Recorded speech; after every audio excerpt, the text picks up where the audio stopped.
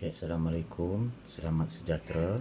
Okay, jadi hari ini kita sambung bab 1 tingkatan 4 iaitu warisan negara bangsa, iaitu topik keunggulan sistem pemerintahan dan undang-undang. Jadi hari ini kita bincang berkaitan dengan undang-undang pelaksanaan undang-undang di Melaka.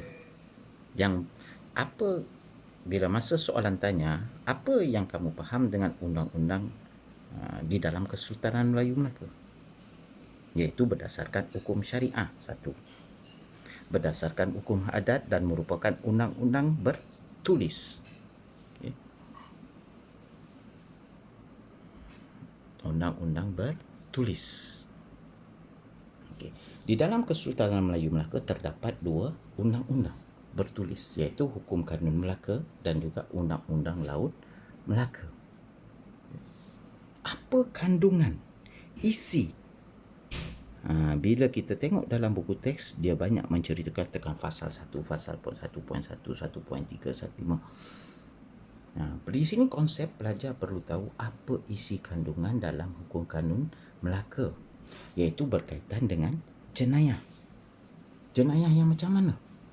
Seperti membunuh, mencuri, merompak. Dah ada dua isi. Peranan ataupun tugas seorang sultan dan pembesar. Kiranya pelajar nak menjawab, iaitu contoh dia, iaitu tanggungjawab seorang sultan untuk menjaga kebajikan rakyat, ada markah. Tapi pelajar cuma ambil satu sahaja daripada peranan ni, satu sahaja. Okay. Untuk memberikan dia jadi dua isi. Berkaitan dengan kekeluargaan. Contohnya perkahwinan. Dah ada dua isi. Kalau kita kira daripada sini, 1, 2, 4, 5, 6. Ekonomi berkaitan dengan apa? Perdagangan. Dah ada 2. Campur lagi. Di mana diharamkan amalan riba. Jadi 3. Keseluruhan isi yang kita belajar, keseluruhan kata kunci yang ada di sini, iaitu kita belajar berkaitan jenayah. 1, 2, 3,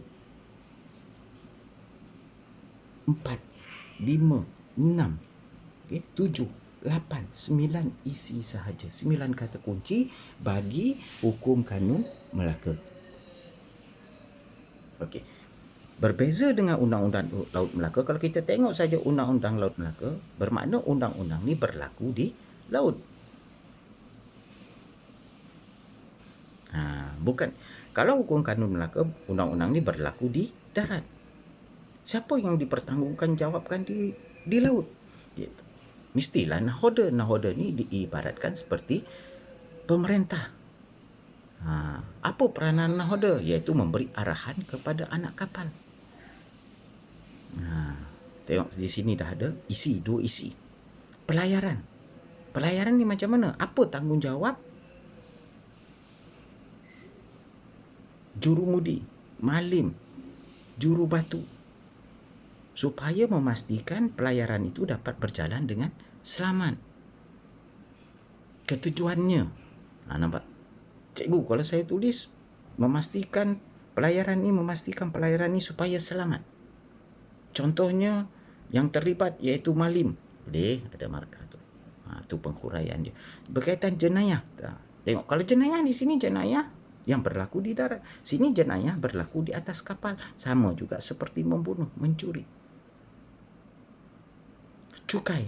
Cukai ini bukannya cukai di pelabuhan. Cukai ini dikenakan kepada penumpang yang mengikuti pelayaran yang ditentukan oleh nahoda. Okey. Misal contoh, apa pentingnya undang-undang? Tengok. Pentingnya undang-undang. Apa kepentingan undang-undang ni tadi? Apa pentingnya undang-undang? Sekiranya kalau soalan bertanyakan apa pentingnya hukum kanun Melaka dalam sistem pentadbiran, pelajar menjawab untuk mewujudkan keamanan. Tapi bila dia tanya apa peranannya, fungsinya undang-undang Laut Melaka ni untuk mewujudkan keamanan, di sini menunjukkan pelajar akan tidak faham konsepnya. Cuma pelajar nak tambah, iaitu mewujudkan keamanan di laut. Misal contoh yang kedua, untuk mengawal masyarakat bagi hukum kanun Melaka. Tapi bagi undang-undang Laut Melaka, dia tak boleh. Dia mesti nak tambah pasal benda ni berlaku di laut seperti yang cikgu ulaskan tadi. Mengawal masyarakat semasa pelayaran. Untuk mewujudkan kestabilan politik di sini. Di sini tak boleh. Boleh juga mewujudkan kestabilan di laut. Okay. Cuma kita nak tambah laut sahaja. Pasal undang-undang ni berlaku di laut semasa pelayaran. Okey. Sekian, terima kasih.